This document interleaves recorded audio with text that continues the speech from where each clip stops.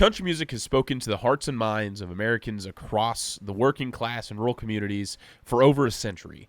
And in that time, thousands upon thousands of artists have released millions of hours worth of music within that genre. And with the growth of social media, that number has only skyrocketed more. But what cements someone who's a country music singer as a country music legend is it their ability to sell out stadiums while on tour, their countless RIAA certified records, maybe their following on social media. What about the CMA and Academy Awards? Or maybe it's the fact that they're inducted into the Country Music Hall of Fame in Nashville or a member of the Grand Ole Opry. Sure, we could look at it like that, but I think it really comes down to one thing and one thing in particular, and that is the legacy that they've left in the hearts, minds, ears and radios of country music listeners and people across America. Musicians that someone that doesn't even listen to country music could hear their name and still know exactly who you're talking about. We're talking about people like Hank Williams Jr. and Sr., Willie Nelson, Merle Haggard, Johnny Cash, or maybe even people that are from the last 3 decades, like Blake Shelton. Why don't we dive deeper into the lives and careers of these country music legends and the legacies that they've left in pioneering country? To get things started, let's just settle in with probably the most well-known pop culture icon in recent country music history. Whether you know her from being Miley Cyrus's godmother, the movie Dumplin' starring Daniela McDonald, her amusement park in Pigeon Forge, Tennessee, or from her more recent adventures of being the Thanksgiving Day halftime show at the Cowboys, nearly everyone in the U.S. knows of Miss Dolly Parton. Dolly Parton, and yes, that is her legal first name, was born on January 19th of 1946 to a poor family in Locust Ridge, Tennessee. And when I say poor, I mean she's stated that they were dirt poor and money was always a problem for them. She is the 4th oldest of 12 children from Robert and Avi Lee Parton. There's actually a whole movie based on the Parton family called Coat of Many Colors that was released on TV in 2015. The whole family is musical too. The eldest, Willa Dean, was briefly in a gospel group before writing books like Smoky Mountain Memories, Stories from the Hearts of the Parton Family, and All Day Singing and Dinner in the 1990s. Stella has produced over 36 albums since her debut album, I Want to Hold You in My Dreams Tonight, came out in 1975. Cassie was another member of the aforementioned gospel group, but has since stepped out of the limelight. Randy followed in his older sister's footsteps and pursued music, headlining his own stage show at Dollywood in 1986, and even joining Dolly on a duet for the song Old Flames Can't Hold a Candle to You. Sadly, Randy passed in 2021 at the age of 67. Larry Parton tragically passed just 4 days after his birth in 1955. This story is the inspiration for the movie Coat of Many Colors and the 1971 song of the same name by Dolly Parton. Floyd Parton joined Dolly as a musical duo, writing #1 hits like Rockin' Years, Nickels and Dimes. He passed in December of 2018 at the age of 61. Floyd's twin sister, Frida, strayed from the family's country roots and decided to join a punk band in her younger years before becoming an ordained minister, leaving music behind and opening a wedding chapel and antique store in Sevierville, Tennessee, which is known to be the Parton family home. Rachel Parton was the lead vocalist in the band Honey Creek, in which she started with her brother Randy before transitioning to the world of acting, where she is most prominently known, and I say that lightly, for her role in the ABC sitcom 9 to 5, based off the Dolly Parton movie of the same name, hence the ever so iconic song 9 to 5. Dolly's other brothers, David Coy and Robert Lee Jr., all lead very private lives outside the fame of the Parton last name. Dolly herself got her start very early on in her life. She was a featured singer and guitarist on radio and TV shows out of Knoxville, Tennessee, and the day after her high school graduation, she hightailed it to Nashville to start her dream in the big leagues. Her first break came from an Opry legend named Porter Wagoner. She became his protege, and through consistent appearances on his TV show, The Porter Wagoner Show, they were very creative with naming their shows back in the 70s. But right now, let's welcome a gal that had a #1 song a while back called Jolene. Miss Dolly Parton.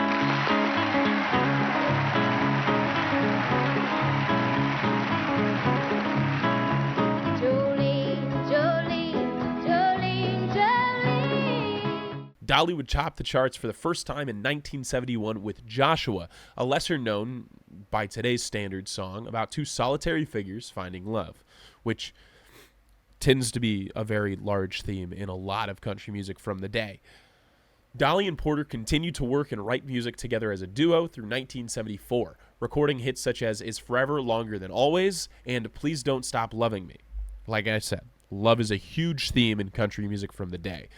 Somewhere in the mix, Dolly did the smartest thing an artist could do and started her own publishing company and record label, which in turn kept all her royalties to herself, which most artists today could only dream of.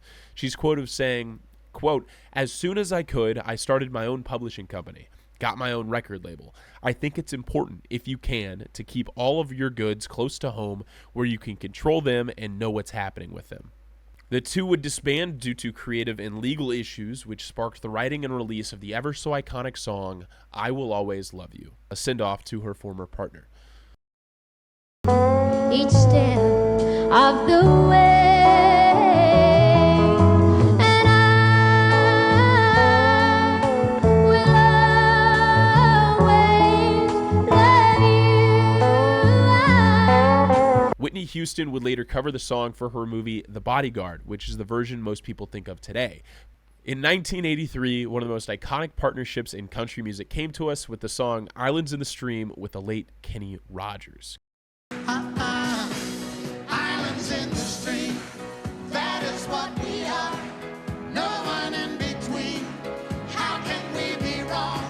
Sail away with me to another world, and we rely. Kenny Rogers and Dolly Parton would have a relationship that would span years and spark many rumors of possible love interest between the two of them, despite Dolly's long-term marriage to her husband. After her split from Porter, Dolly's solo career, originally, like I said, with RCA Records and later her self-publishing agency, launched to the moon. She was named Female Singer of the Year by the CMAs in 1975 and 76. She earned her first Grammy in 1978 for her song Here You Come Again, and won Entertainer of the Year by the CMAs in the same year. She has since garnered a total of 47 nominations, not including her 8 Grammy wins, 6 Golden Globe nominations, 4 Primetime Emmy nominations with 1 win, so that's 5 total, 2 Academy Award nominations, 2 nominations and 2 wins at the People's Choice Awards for 4 total, 30 Academy of Country Music Awards, which is different from the CMAs, nominations not including her 10 wins, 35 nominations at the CMA Awards with 8 wins, 15 nominations and 3 wins at the American Music Awards. Over her career, she has a total of 382 total nominations, and of those 382 nominations, she has won 189 different awards over various different awards categories and shows. Dolly has a total of 13 RIAA Gold and 4 Platinum records. She has 25 #1 songs on Billboard's country music charts. This is a record for female #1 hits on the country music Billboard charts that she shares with the queen of country music herself, Reba McEntire. 41 top 10 country albums, a record of any artist, and has had 110 total charted singles. Outside music, Dolly has also found herself in the theme park business with Dollywood, which opened its doors in 1986. It's an Appalachian-themed amusement park in the Smoky Mountains, and for you Midwesterners, if you've never been, think Silver Dollar City, but make it more mountainy. She also has her Dolly Parton Stampede dinner attraction show in Branson, Missouri and Pigeon Forge, Tennessee, which I have gotten to see out in Branson, Missouri. It is the #1 attended dinner show attraction in Branson and Pigeon Forge, Tennessee. In the world of philanthropy, Dolly Parton is no stranger. She has the Dollywood Foundation, an educational charity aimed at promoting academic success as well as providing scholarships to high school students from her home county, but she's also gone international with the Dolly Parton's Imagination Library, which spans across the Americas, the UK, Ireland, and Australia. But it's a book gifting program that mails free books to children from birth until they begin school in participating areas.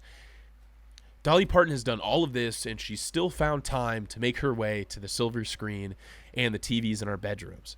She's appeared in movies such as The Beverly Hillbillies as herself, her own movie 9 to 5 as Dora Lee Rhodes, Rhinestones, and one of my personal favorite movies, Joyful Noise, alongside country music legend Chris Christopherson, as well as Queen Latifah, Jeremy Jordan, and Keke Palmer.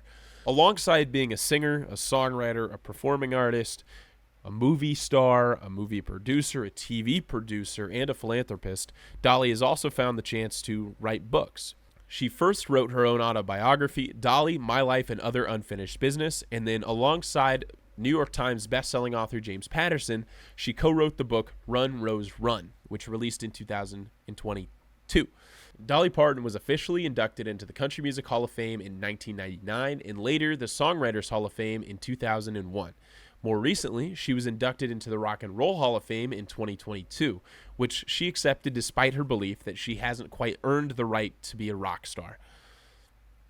In 2004, she was awarded the Living Legend Medal by the Library of Congress, which is something I didn't know existed. I didn't know they gave out awards like that.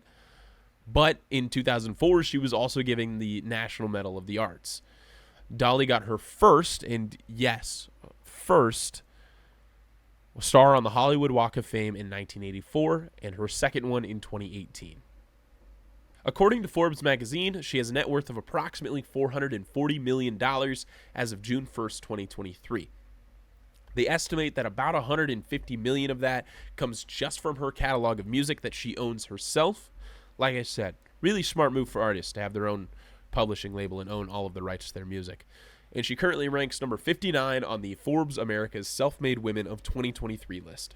At the current age of 77 years old, and still singing and dancing for us fans, she just released her newest album on November 17th, 2023, to prove that she deserves to be in the Rock and Roll Hall of Fame, and it's aptly titled Rockstar, which features 30 songs, mostly covers with features upon features including bands like Sting, Joan Jett and the Blackhearts, the Lynyrd Skynyrd Band, but also Steve Perry from Journey, Lizzo, Paul McCartney and Ringo Starr of the Beatles, and her very own goddaughter, Miley Cyrus, on the song Wrecking Ball.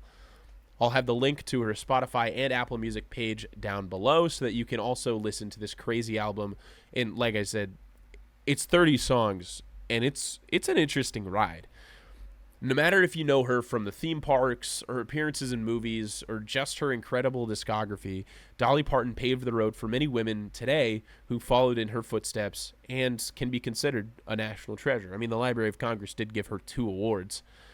Thank you for joining me on Pioneering Country. Like, subscribe, and let me know who I should cover next.